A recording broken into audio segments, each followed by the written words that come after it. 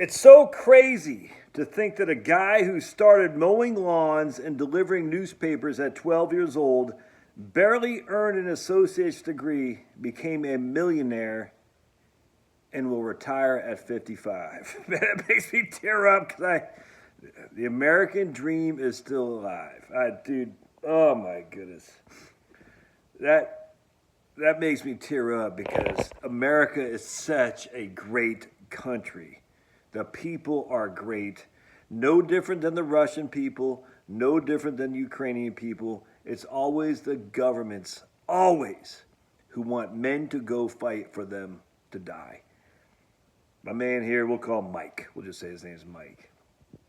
You know a guy like Mike, and you are probably like him. You're probably like him. You don't need some fancy schmancy PhD in physics, some particle physicist to tell you how your world works. Because you know it. You know it better than them fools in academia. Screw those guys. Dude, I freaking love this. I love what I do. I just got off the horn with my man Devin Carroll. I think we're going to try to do a collaboration. Devin kicks ass. I love Devin. He's a good guy. Anyway, if you want a collaboration with me and Devin, let me just put yes in the show notes so I can say, hey, Devin, a lot of people want to collaborate because Devin, I mean, he'll do it. It's just we got to get it worked out. But anyway, my hair's a mess. I haven't showered yet. I love when people are happy and content. It's just funny, too. He says he sold his stock because of poor customer service to pay off his house. He's like, he's confident as all can be. His better half might want to stay in the game of work for another year or two. You wait, Mike. You wait. We'll see how well we'll call her. I don't know, Samantha. You wait to see how Samantha feels when you're eating bonbons and watching not Jeopardy, Price is Right, and with a hot chick from World Turns. As World Turns, Nikki and Victor. I talked about them not too long ago. And you'd be like, yeah. She'd be like, I want to watch the As World Turns with Nikki and Victor. You say, hey, well, come on, join me. But I say her name was Samantha. I forgot what I called her, Samantha. It's not Samantha, Mike. I'm just using that just came to my mind. And you'll be sitting around eating bonbons, watching As the World Turns, and and Samantha's gonna go friggin' dig ditches for some clown. As a not even a hygienist, as a dental assistant. I don't know what Samantha does. I'm just saying, dental assistant's a tough gig, dude. Tough gig. You don't get paid enough for that crap. I get so excited. There's still so much good because the people of this country are good. I get stuff in my teeth. Don't let the academic tyrants tell you otherwise. Don't let the media naysayers tell you otherwise. You know how your world works better than all these clowns. You know what you need. Now, look, man, if you're knee deep in debt, well, you're not going to be able to retire. There's no other way around that. My man Mike, though,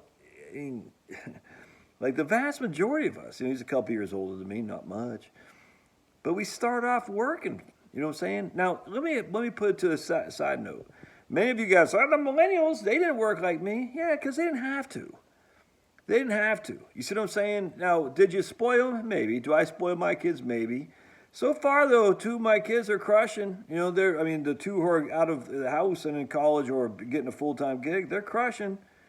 Do they get spoiled? Probably. I never require them to work. I said you should get a job. It certainly helped when they both did.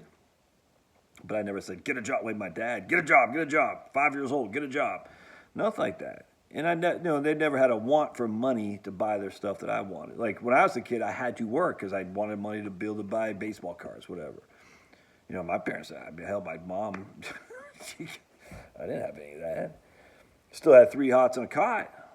Certainly wasn't poor relative to people in Honduras or Peru, you know what I'm saying, or India, for heaven's sake. Anyway, point being is I'm listening to my man Mike. I'm like, dude, we all started like that. Our generation is probably the last of the generation to do like that in terms of the bulk of us did. Delivering newspapers, mowing lawns, just freaking picking up dog poop. that doesn't mean these new kids that are coming down the street aren't going to be able to crush as well. Why traumatize your kids if they don't need to? I was listening to Owen Benjamin the other day, and some guy's like, we got to teach our kids street smarts. And Owen's like, why would you do that to your children? Why would you teach them trauma?